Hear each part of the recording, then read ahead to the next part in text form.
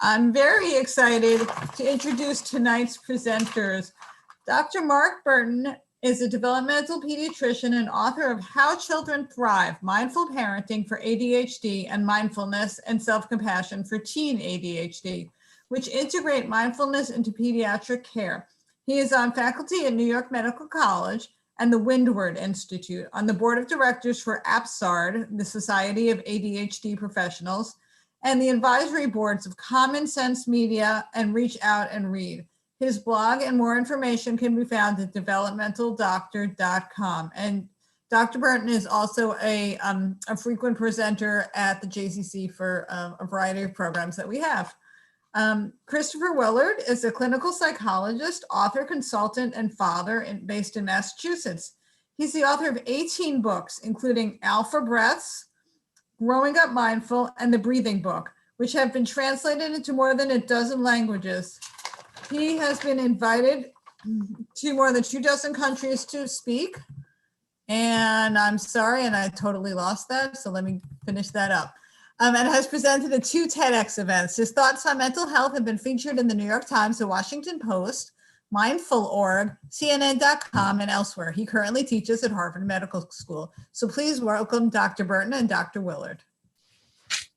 So thank you everyone for being here. It's good to see you here, Chris, in person late at night.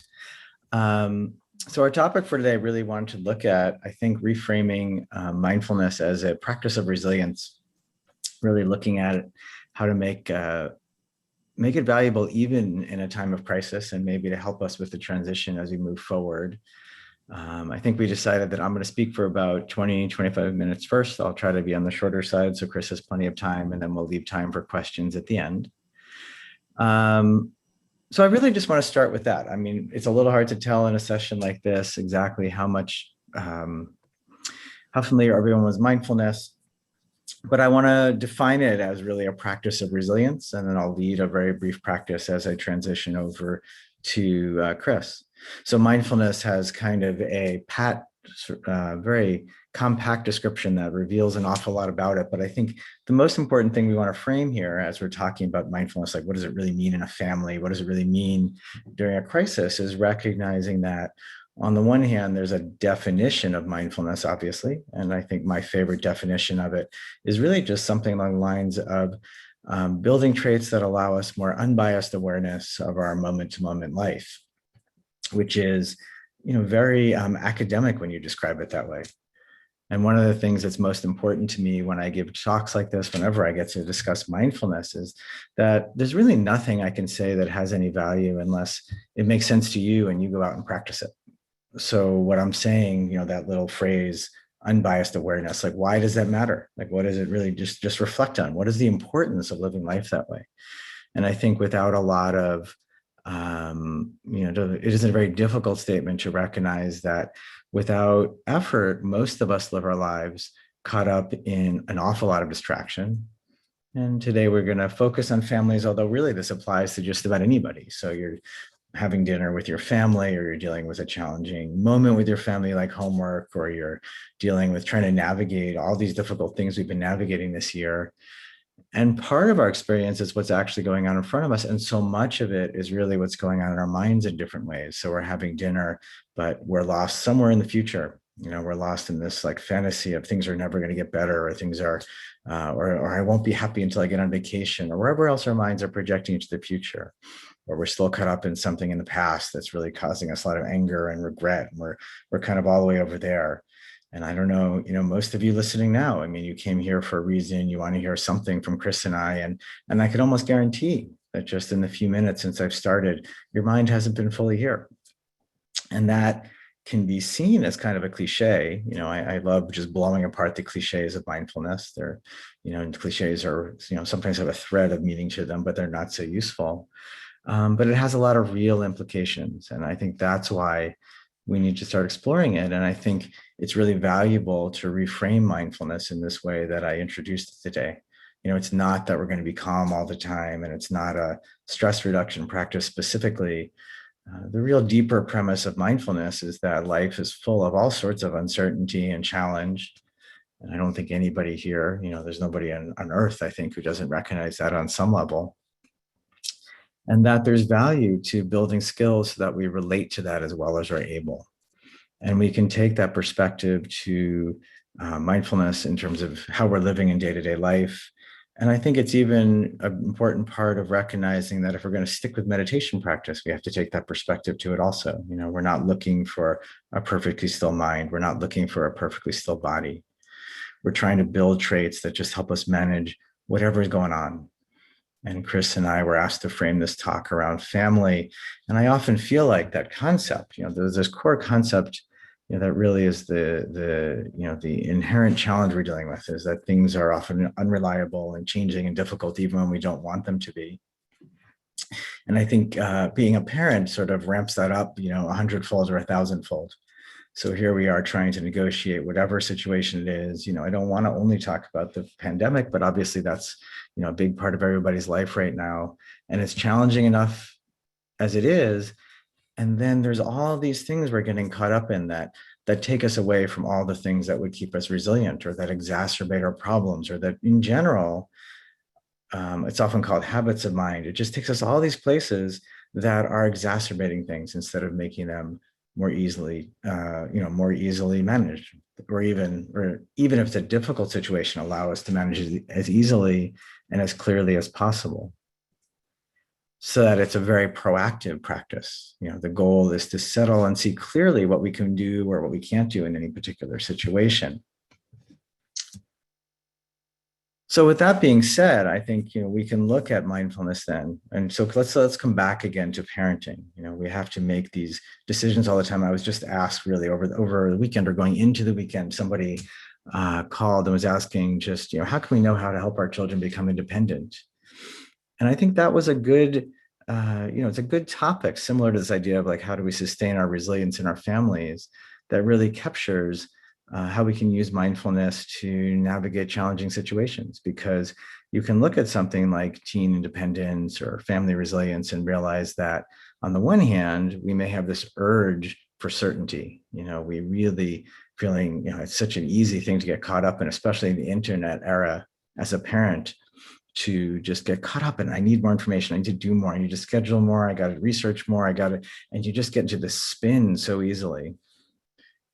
And with so many situations as parents, even looking at it from my clinical practice in child development, there is a few things we need to touch base on and make sure we do that help our kids. I'll use resilience as an example. Let's stay resilient. You know, what helps children be resilient? Well, you know, it turns out I sometimes see that as basically, I call it sometimes the modern science of back to the basics parenting. You know, what helps children become resilient, stay resilient? It's really a lot of stuff any of us can do. You know, if we can't, you know, pave the road ahead for our children perfectly, we can't anticipate everything. But what we can do is come back to these basics and recognize that what keeps children resilient are things like a stable emotional relationships, you know, physical health like exercise and sleep, helping them develop a strong, what's often referred to as mindset. So making sure they're focused on efforts and not perfectionistic outcomes like getting straight A's. You know, and if we can come back to these foundational things that have to do with setting our children up for resilience. Another one that we might have time to touch on today has to do with a very practical skill set called executive function, which is our self-management skills.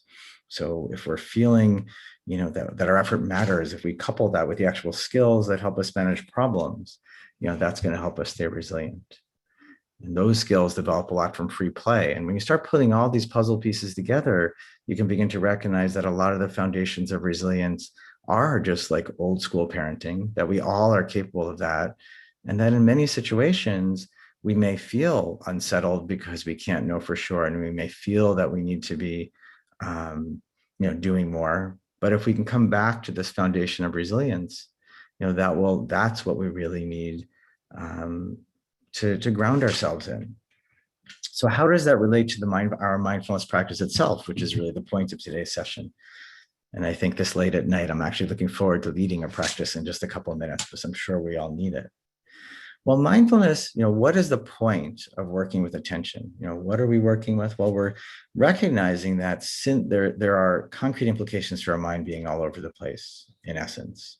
So that, for example, what is one thing that's going to help us stay resilient is going to be noticing the positive things that are happening while they're happening. But if you reflect on maybe even this weekend, you can recognize that a whole lot of things might have happened in little moments there, little doses here and there, positive moments in a busy weekend or maybe in a busy work week. And when our minds are caught up in themselves and our minds are caught up in making up stories and fears and the futures and past, we don't even resonate with those moments. We don't register those moments. So these little positive things that might help us feel stronger don't necessarily really grab our attention. They don't hold on in a way that'll help us feel stronger. You can think about that very directly with children too. I mean, every behavioral program I'm aware of, one of the first things we need to be doing, in terms of structured behavioral interventions, is just giving positive attention to our children. But that's not so easy when we're caught up in our fears or caught up in getting out the door on time. So that our mindfulness practice, this ability to catch ourselves and come back and give life our full real-time attention, can have the benefit of focusing more on the positive moments more consistently. And then the flip side, if you want to go the other way, there's many other ways we can explore this, is recognizing that unpleasant things, difficult things, challenges are going to happen too. But if we pay attention to where our mind goes, we're often complicating them. So it's not just a fight over homework, it's a fight over homework. And then the fear that 11 years from now, he's going to fail out of college because, this same habit is going to persist, and all these stories start getting told. Or it's a fight over homework and this regret that 7 years ago, I didn't do this other thing, switches school, deal with, and that same story happens. And then I heard Jonathan Slater talking as I was shifting here, who gave the last presentation, and the last question that came up for him had to do with this very common mental habit called the inner critic. So people, it's very easy, like something happens and it doesn't go so well. And we have this mental habit for ourselves that's so much harsher than we would treat anybody else. It's this irrational habit of, I blew it, I'm terrible, I never get anything right. If only I had, I should. And that shoulding on ourselves, as somebody in one of my classes called it, just again takes what is already a challenging moment and makes it all that much worse. So in many ways, this mindfulness practice, so for anyone who hasn't done it, I guess I should explain it for just a second, and then I'm going to reframe it a little bit for anybody who has had a practice before. The core of mindfulness practice, which I'm leading up to in a moment, in this style of meditation, the intention isn't to get anywhere else. The reason we focus on often breathing, or it can be sound. I know Chris and I lead sound practices, sometimes can be something in the body. The premise is just that we need somewhere to focus our awareness and attention that isn't all the stuff that's getting us distracted and pulling us into habit and pulling us away from reality and complicating our lives. So the reason we're focusing on the breathing is we're just doing our best to anchor our awareness there for a moment. And then there's no expectation that is ever going to happen perfectly. And this is where mindfulness practice has many, many layers to it. It's way more complicated than it seems. And it's far easier to me to stick to long-term mindfulness practice if you see it through this broader perspective. Because if you're expecting focused attention all the time, you're going to be really frustrated really fast. So one of the things we're really working with is just patiently working with our own intentions. And that's really what the bigger practice of mindfulness is about too. Things distract us from our intentions in so many ways. So during our breathing practice, it's a really unusual experience we're setting ourselves up for, because we're never going to succeed. How many times do we set out for something that we know we can't possibly succeed? And the two parts that are most important are when we get lost, we catch ourselves. That's the really important moment. We notice that we've lost touch with our intention. So in this case, it's focusing on our breath. With our kids, it might be focusing on their play. In a challenging conversation, it might be catching ourselves and realizing, like, I'm losing it, and just trying to come back to being the calmer voice in the room. Whatever our intention is. Again, I mentioned earlier, it's a very active practice. Like, what's my best intention for this moment? What better skill to be developing to help us stay resilient in challenging times, resilient in trying to raise a family, is just to try to realize life pulled me away from my intentions and now I'm coming back. And that's the heart of breathing practice. So breathing practice isn't one of rigid attention. It's doing our best to bring our attention back and then And then doing that with a sense of patience and self-care, because it's easy to come back with this sense of like, oh, I'm so bad at this. I can't believe I was sitting here and I like for 12 minutes, I've been wandering somewhere else. And now and all of that type of thinking is just that critic again. So another thing that's happening inherent to every time we practice mindfulness with skill is we're developing also that sense of self-compassion. And self-compassion may sound a little corny, but it's really not. It's very practical. It's just that recognition that we often mentally treat ourselves in a way that's so harsh and is not anywhere near how we would treat anyone else we care about. So self-compassion is often talked about as cultivating in ourselves the ability to treat ourselves in a moment of stress, treat ourselves through while we're handling problems with the same care we could, like a young child or a friend we really cared about. And certainly, hopefully, with a sense of reality too. It's not that we're perfect. It's not that we don't need to change. You know, I count on Chris and my other friends to tell me if I screw up and I got to learn, I got to do something different. That's important too, but they can do it with a sense of care and compassion. You know, that would probably be very different than this inner critic that we have. So all of that is what we're developing through each time we practice mindfulness. All of that, just the practice of mindfulness is this long-term plan to work with these kind of inevitable ways our minds goes and to try to get more skilled at bringing it back and staying settled when we're able and being patient when we lose it, because we're not going to be settled all the time. And over time, all of that becomes more natural. And really, I'll just end with this introduction to mindfulness, lead a brief practice and hand it over to Chris by saying that really one of the most important things for most of you here, probably, because I imagine at this hour, it's mostly the grownups in the house, is realizing that it's our mindfulness practice, that our mindfulness practice benefits our families. It's just inherent to the practice. That really is the bigger picture. We're not doing this as like a self-help project. Because if we're more in touch with our best intentions more consistently, if we're able to stay patient with ourselves when difficulties happen, if we practice that consistently over time, clearly everyone else in the house is going to benefit. So on a very foundational level, every time we practice mindfulness, we are building our own resilience by nature. You know, for 5 or 10 minutes, we're choosing to say that it's okay. You know, whatever's happening right now, I'm just going to stay patient and I'm going to not react in the way that I habitually do. And then when the practice is done, maybe I'll go take care of a problem or fix something. But right now, I'm just going to sit here. So on that note, what I'd like to do is just lead a very short breathing practice. So I'm going to talk about breathing practice. And then hand it over to Chris, who is going to talk about his take on resilience and making the most of transitions and those sorts of steps forward into our lives. So wherever you are right now, and I think I'll mix in a couple of quick tricks too for staying awake for a late at night meditation. Find yourself a comfortable posture. One thing that could be helpful is pulling your back up off the chair if you're seated. You might want to lower your gaze, but keep your eyes open if you're feeling tired. If you're lying down, that's fine, or you could choose to sit up.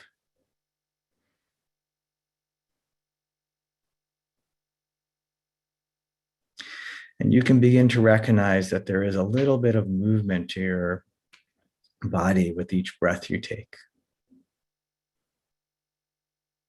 Letting go of any sense of needing to do anything with that breath. Letting go of striving to make anything happen.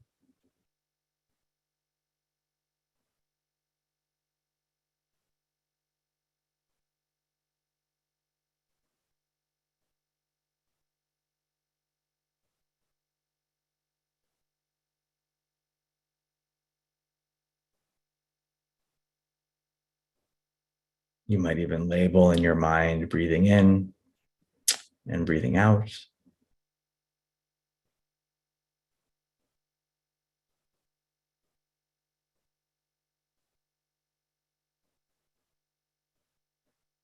And sometimes at the start of practice, if your mind is really busy, you might even say something quietly to yourself in your mind, like nothing to do right now, nothing to fix right now, nothing to change right now.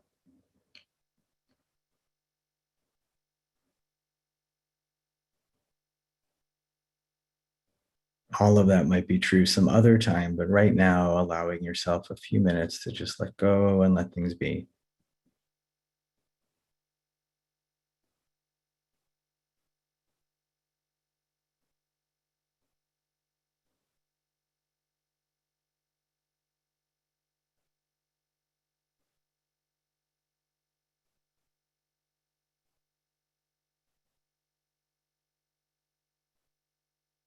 And then when you're ready, raising your gaze or opening your eyes, returning your awareness back to our virtual session this evening. So I really appreciate everyone being here tonight. Hope there's some questions to come in a little bit, but I'm going to hand it over now to Chris and let him take over.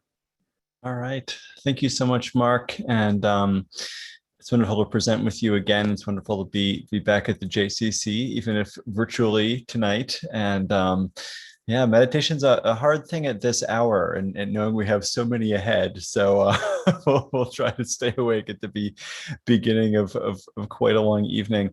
My name is Chris Willard. I'm a clinical psychologist and colleague of Mark's, and also have this real interest in thinking about ways through this pandemic, and even just the ongoing crises that so many of us are facing around the world. How can we stay resilient? How can we help our families stay resilient in the face of this?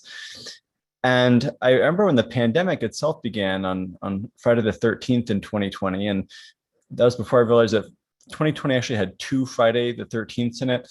But I remember sitting in my backyard with the family. My kids were running around in the yard, snow's melting, and trying to sound deep and saying something to my wife like, the kids are always going to remember this time, this 2 weeks. Remember, we thought it was going to be 2 weeks. And my wife is actually a medical historian. Her job is to study the way that plagues and pandemics change the course of history. And she just looked at me and she was like, everyone's going to remember this time. Historians are going to talk about this in thousands of years. The pandemic of 2020, and I guess actually the pandemic of 2021 as well, unfortunately. And I was thinking about, mindfulness and thinking about sort of like watching all my friends online who didn't have kids saying things like, I'm going to run a marathon in my living room on my Peloton, or I'm going to read the encyclopedia or learn 5 languages, and thinking like, well, I'm here with my kids and I'm not going to be doing a whole lot except figuring out how to work from home and teach from home at the same time as I, try to help my kids set up Zoom school for my 3-year-old and 6-year-old. And, really I started to think, I was thinking back to John Kabat-Zinn, who often says, how do we start to become more human beings rather than human doings? And seeing kind of what everyone was doing during this pandemic, I was thinking not just like, what do I want to do during this pandemic, but really like, who do I want to be? And thinking, and again, whether it's the pandemic or any crisis we might face, right? We know that difficult events, traumas, stresses, right? They tend to really actually clarify in some ways our values and our priorities so often, right? We come together as communities, we come together as families to really think about what matters to us. And thinking basically like, do I want to be the guy that takes the last roll of toilet paper, because that's what was important back then in March 2020, or do I want to be the guy who's like showing my kids like, hey, we're going to the grocery store, I'm going, like, let's see what the neighbors want. Because that's actually showing them what kind of person that they can be, even in the face of a really difficult time. And one of the extraordinary things actually that we know about things like kindness, generosity, that these kinds of behaviors, when kids see them, when anyone sees them, in fact, just witnessing an act of generosity, you can actually trace that. These researchers at Emory actually traced out in Yale 3 degrees of separation. You can trace out acts of kindness and generosity. So my doing something kind, my kids see that, right? They're likely to do something kind, and then their friends are likely to do something kind, and their parents, and so on and so forth. And we also know that kindness, generosity, these things actually make us more resilient. Richie Davidson's a researcher at University of Wisconsin who studies mindfulness, and he studies positive psychology, and he studies all this good stuff. And he says the best way to create more happiness is through generosity, through acts of generosity. And that so much starts through modeling this. And it's a hard time, but we can model for our kids, for our families, right? How much we can do during this. As well as practices like mindfulness, in addition to compassion. And Mark talked about self-compassion. But mindfulness itself, Mark gave a lovely definition. And I do this work where I talk to people all over the place about how do we create more mindful kids and more mindful schools. And oftentimes people are saying, well, how do we get more mindful families? How do we get more mindful kids? Can my kids be more mindful? And I realized that I know the best way to create stressed out, miserable kids, it's actually really, really easy. You just surround them with stressed out, miserable adults. And if that's the case, then probably the best way to create more mindful, compassionate, present kids is to surround them with more mindful and compassionate adults. And so I have not been perfect for every moment of this last 15 months or every moment of parenting, right? I've certainly had my more challenging moments, right? But it's helped me stay somewhat on course, right? So this starts to trickle down to my kids. Early on in the pandemic, someone wrote into who's the shrink who writes for The Atlantic? Is it Lori Gottlieb? I can't remember, but what do we tell our kids about this? And she said something like, imagine you're on an airplane. Hopefully, none of us has been on an airplane too much recently. Although I'm vaccinated, I'm excited to start flying again. And she said something like, you're on the airplane and suddenly there's like a bump and everyone kind of looks around, right? What's going on? Did the engine fall off? And then the pilot gets on, ding. And folks were experiencing some turbulence. And then everyone calms back down. Goes back to their Sudoku puzzles or whatever, right? The engine didn't fall off, right? Please stay in your seats. Don't move around the cabin. We'll get you to your destination safely. Probably be a few minutes late to the gate. Well, that 2 weeks last March, right? We're now 14 months late to the gate, but most of us are getting there safely. What's important is that we as parents are like that pilot. We set the tone, right? When we at least appear calm, even if we're not calm, that sets the tone to help our kids be less frightened and be more resilient. Or when we do have a tough day, we can say to them, here's what I do when I'm having a hard time. I practice gratitude, or I take a few breaths, or I practice some self-compassion. And then we're really teaching our kids in that moment what they can do when they're having a hard, bumpy, turbulent day. And we know, actually, it's incredible research on mindfulness itself, the way it's contagious. Parents who practice mindfulness, kids are calmer, kids are behaving better, better family communication, fewer arguments in the family, greater family happiness. Right? People who live together in partnerships, couples, or even roommates, right? It's actually contagious. When one person's practicing mindfulness, the mood of the other person goes up that week compared to the week that they're not practicing mindfulness in these experiments. So it really does start to make a difference, to trickle down to the people around us. Right? And again, we're starting to break out of our pods, but we've been stuck with a few people, right? So it becomes even more important than ever that we manage our own emotional challenges. We do what we call self-regulation. To self-regulate my emotions. And what that in turn helps me do as a parent and helps all of us do as parents, as partners, as caregivers, whatever our jobs are, right? And I was caring for my sick parents, right? Another kind of sandwich generation caring, right? But that starts to turn into what we call co-regulation. So actually, by the quality of our presence, we start to settle down, calm down the people around us, again, because our emotions are contagious. You can look at this in experiments. It's really incredible. So I have this, sometimes in my talks, I share this meme that I saw online that says, never in the history of calming down has anyone ever calmed down by being told to calm down. And I think about that as a parent. I used to be a teacher. I'm a therapist now, right? It's true. No one calms down when we tell them to calm down. And mindfulness is not just about calming down, although that's a great side effect of mindfulness. Right? Mindfulness is really just being aware. being present. Right? But the best way we can help our kids to regulate themselves through this time, to be more resilient, right, is by creating a space in which they feel safe enough to calm down. They feel safe enough to be vulnerable, right, to connect to us. And again, that keeps coming back to us. Because one of the things that we know, and we know this actually from so many different studies of what we call adverse childhood events, difficult things that kids have been through.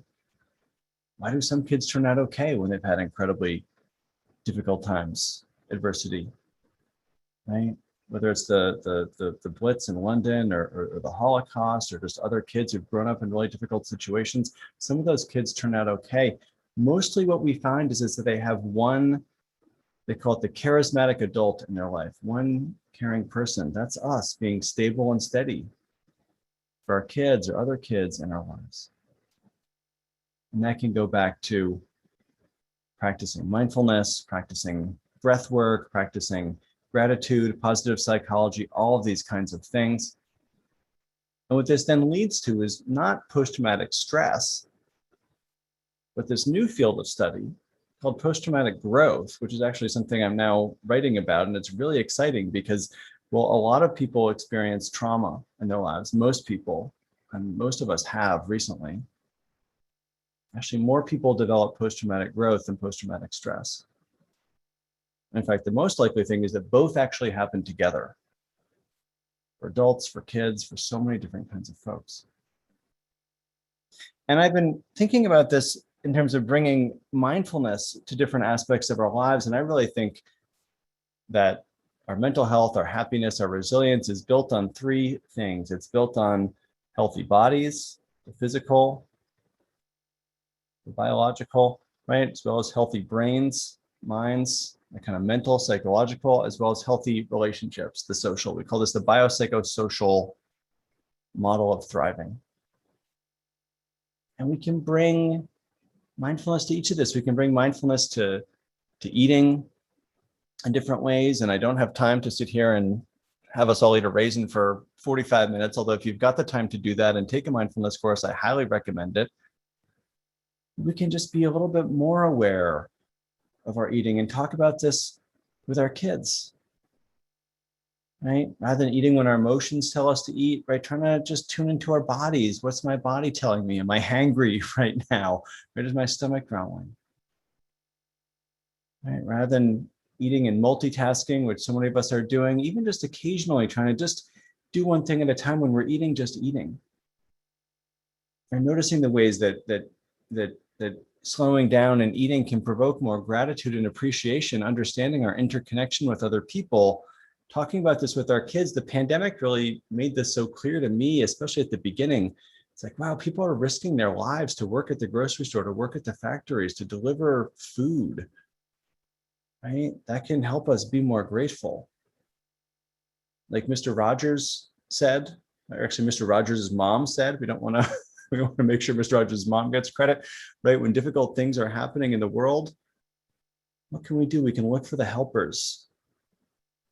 Those folks at the grocery store, we can thank them. In fact, again, just looking for the helpers, talking about that with our kids can really help us to be more resilient, help our kids be more resilient, be more appreciative, be more grateful, be less kind of privileged and kind of spoiled seeming to us sometimes on some days, or entitled seeming. We can be a little bit more mindful as we walk around. I usually get to walk around lots of places. Now I'm starting to again that we're vaccinated, but just noticing the beauty in the world around us. I got to get out of town last weekend and it was amazing. Suddenly noticing all the different colors, the different smells of different places, of the different trees, the different flowers. Noticing the birds in the morning, different than the birds at night, right? We can do the really slow motion, mindful walking. And again, if you've got time, great, do that. We can also just simply notice the beauty of the world around us. And again, we know from the research that actually just walking to notice what's beautiful, this lifts our mood up. For a while, it really lifts our mood up. With kids, of course, our teenagers, they'll roll their eyes at us, right, when we suggest it, but we can just occasionally when they're young, or just, asking them what was interesting on the walk home, or, like point stuff out in the car. I remember rolling my eyes when my parents pointed out the view, but now I'm watching myself do it with my own kids because you know what? Something sunk in. I internalized something. Right? We can also try to bring a bit more regulation to our breath for those really difficult moments. And there's mindful breathing, which is just watching our breath. And there's also regulated breathing, which can really help us to settle down, to calm down when we're in one of those challenging moments. And it's really quite simple. When we regulate our breath, we actually regulate our body and our nervous system and our brain. And that regulates our attention, our impulses, and our emotions. We can do this when we're having a hard time. We can do this with our kids when they're having a hard time. I don't recommend saying, go do some breathing. That never works, right? But we can invite our kids in with this. I do it at the stoplight near my house. Like, oh, there's a red light. Let's do a few deep breaths with my son, or in a really heated game of Uno or something like that. This is getting a little too heated. I got to take a few breaths here. Right? He kind of falls for it. He's 6, so believe anything. Right? And I talk about when he was getting frustrated with his schoolwork recently, just taking a reset breath. Take a deep breath. There's a reset button in the bottom of your lungs, and you breathe in enough, you hit that reset button. Calms your body back down, opens your brain back up again for learning, for focusing, for thinking things through, and just having a little bit more awareness. And one of my favorite breaths with younger kids is just a hot chocolate breath. Just imagine you've got a cup or a bowl of hot chocolate like this. Breathe in smelling. It's really hot. You want to blow out.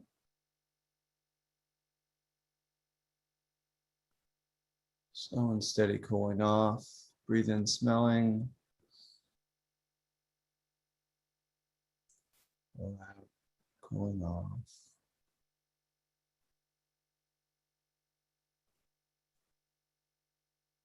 Just that slowing the breath down. Actually, to about 5 or 6 breaths in a minute. That's really what optimizes our brains for thinking, for learning, for focusing, for managing our impulses and our emotions. Just slowing it down. It sounds like really slow, 5 or 6 breaths in a minute. With a little practice, we can start to find that rhythm. We can also practice mindfulness in terms of our brains, helping ourselves see a little bit more clearly when we're under stress. Guess what? Our brain shuts down, our critical thinking shuts down. Everything looks like black and white. Don't see shades of gray anymore. Everyone looks like a threat out to get us. This is why during the pandemic we saw so much blaming, so much conspiracy thinking. The brain is not working when we're under stress. So finding ways with mindfulness, with positive psychology, these just help us to see a little bit more clearly. Override what we call this negativity bias, which sees everything as negative. It's built into us as humans, and it's worse when we're under stress. Practices like mindfulness help. I've mentioned a few times gratitude, just practicing gratitude. It doesn't have to be anything big, but gratitude is one of the most powerful things that we can do, not pretending that this isn't an awful situation or that there aren't really frightening things happening around the world. But it's also remembering that there's some good things happening as well, or at least in our own lives. And so I'll just invite you, I'll finish up with this because I've got hours worth of material I could do, but I want to make sure I get to questions and not hog all the time from my good friend, Mark. I just want you to think back on your day, starting in the morning, moving through the morning into the afternoon and evening, and maybe just coming on what was one thing that went well today? What was one nice moment that you had? And I'm spoiled because I went to the beach this morning. That's where I was this morning. So I get to say I went to the beach. But I'm going to ask you if you feel comfortable in the chat box, just throw in the chat box one thing that you're grateful for today, or one nice thing in your day. Say going to the beach with the family, but for you, it might have just been a great cup of coffee, a walk with the dog, a text from an old friend, Sunday morning off, shopping trip. Thank you so much. With no fighting, even better, right, Cherry? Thank you so much. Right. It's always better with a little bit of sharing, listening to jazz in Central Park. That's awesome. That's fantastic. Right. Breakfast and a walk along the river. Long walk on a cool day, nice time with a girlfriend, right? We do have these little moments, right, with my friend. So these are a few ideas of things that we can do, just practicing gratitude, which I do with my family. We do roses and thorns before bed. 4 roses, things that were good in your day with my son, and one thorn, one thing that was not so good, and then a bud for tomorrow. It's just a nice little gratitude practice that we get to do as a family, just to end the day on a bit of a high note and start to look forward to something the next day. So I want to pause there because I want to make sure I allow some time for questions. And oh my gosh, so much gardening. Everyone's doing so much gardening. It's just wonderful. I think it's like our primitive, when we're stressed, we go into this primitive state, but we also go into these like great primitive, gardening, cooking, right? Trying to control nature or something like that. I don't know, but it's wonderful seeing how busy the garden stores have been. My garden's not looking great, but we've done a lot of work on it, but we're learning. So thank you. I'll pause there. And Mark, should we just shift over to questions? Sure. Great. So yes, let's do that. First of all, Olga says, thank you for a great presentation. Can you please discuss mindfulness techniques to challenge psychological splitting? You're the psychologist. Chris, you want to take that first? Can you say a little bit more by what you mean by psychological splitting, Yeah. Olga? Olga, do you want to unmute yourself and explain? Yes, sure. Thank you so much. I'm just trying to put it in my own words. I mean, I can Google it up, of course, but to put it, let me put my camera on. Thank you. Just to put it in my own words, I guess, psychological splitting is a dichotomy when a person sees everything as in extremes and as opposed to things on the spectrum. Mm-hmm. Yeah. And just in my own words, of course, we can Google it. I can Google it up and give you a formal definition, but that's just in my own words. Yeah. Oh, thank you. So I think it sounds like a little bit what Chris was referring to, black and white thinking, perhaps, and thinking of things in extremes a bit. And if it's okay, Chris, I'll answer real quick and then I'll let you take over. But I think there's two things that I think that come to mind. One is just the broad intention, which is that a lot of unnuanced thinking and extreme thinking comes from being caught up in reactivity and stress. So we're trying to break that cycle, like Chris said. So some of it, I think, comes naturally. And then there's a practice I often introduce, even when I lead a talk off like this. I don't think I said it today, but I sometimes do, which is every once in a while, when you catch yourself thinking a thought that seems like a really fixed belief, just ask yourself, is it true? So I often actually talk about that when I'm leading a mindfulness session like this, of like, nothing's really valuable unless you hear me or Chris say it and find it means something to you, that it feels true. So that's another way to start working with it, like that sort of extreme thinking, is just every once in a while catch yourself, because we have lots of thoughts and some of them are really useful. Some of them are kind of random, some of them are kind of habitual, some of them are kind of reactive. And if we can just catch ourselves and start just noticing that thoughts happen, and some of them are great, but maybe a lot of them are just not quite as valuable as we thought, we can just sort of say, is it true? And that sometimes starts to let go of some of the thoughts that are kind of, feeling more important and extreme than they necessarily really are.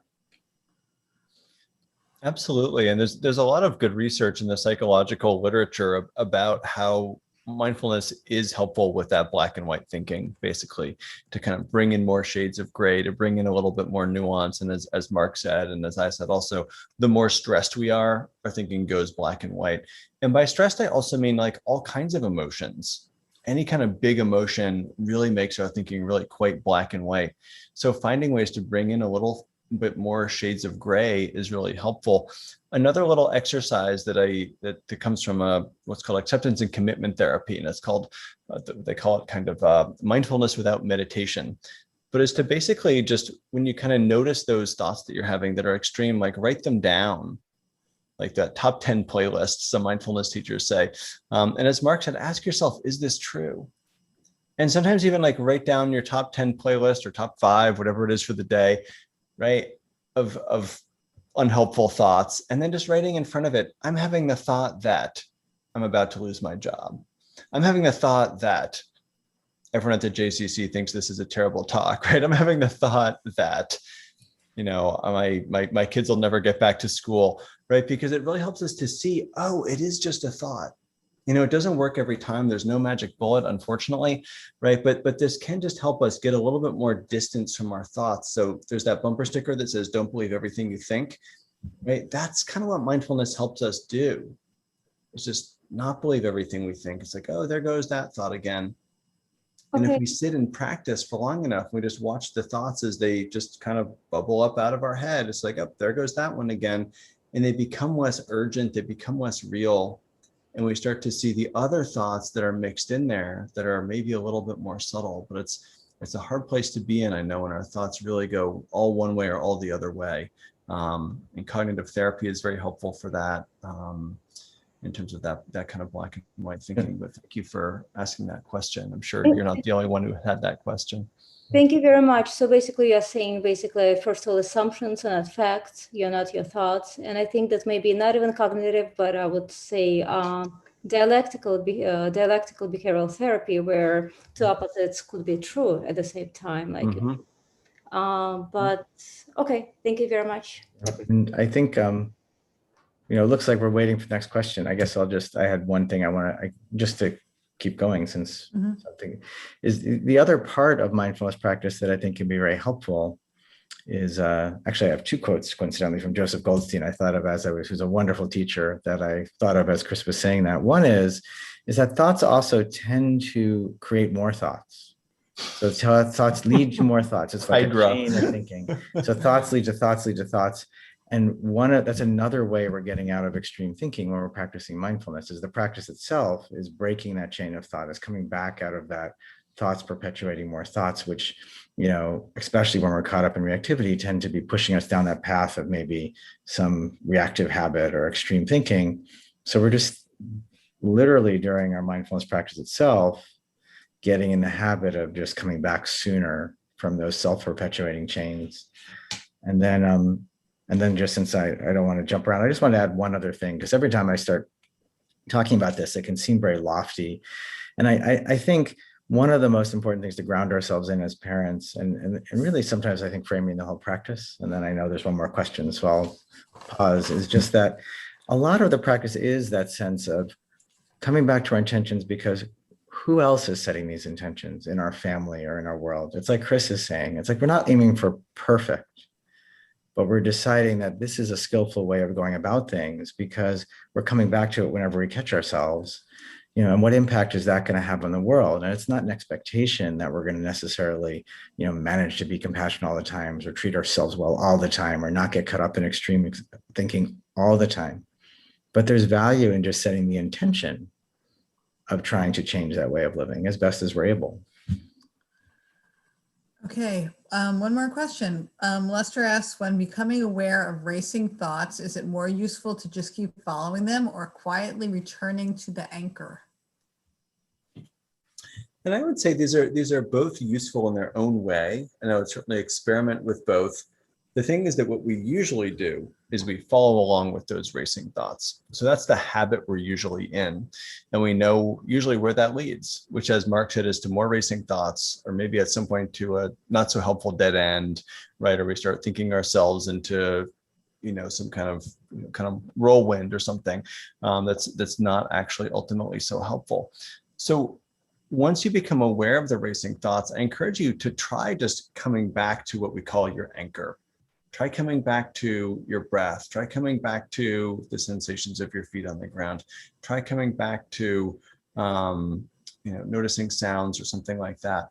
What this does is it starts to really train our brain so that we can then it gets easier to let go of those thoughts more and more. So we start to build a habit to like let go of those unhelpful thoughts and just come back. A friend of mine, Brian Callahan in Vancouver, actually I only met him once, but he had this great little acronym for mindfulness. He calls the 3 R's. The first R is rest your attention on something, your breath, sounds, your body, whatever. Recognize when your mind wanders. And also, I'd add into that, recognize where your mind wanders. It's racing off to this anxiety again. It's racing off to this worry again. It's racing off to dinner again, or it's racing off to, then we start to get to know what our mind does. And we don't take it so seriously anymore. It's like, that's just what my mind does. It always goes off to thinking about dinner whenever I'm in traffic, or it always goes off to this bigger worry whenever I'm in this situation. And we get to know our minds and how to respond to them. And then the 3rd R is we just return, okay, back to the anchor, back to the breath, back to the body, back to sounds. And that, it's like, that's also building that muscle of focus and concentration, but it's also just being kind to ourselves and not being like, oh, my mind wandered off. I'm such a jerk. I'm so stupid. I'm so bad at this. It's just learning how to be kinder. As Mark said, it's practicing some self-compassion for ourselves. Not just my mind wandering. That's what it does. Bring it back. But it's actually the moment that we recognize our mind that is wandering, that's actually the moment of mindfulness.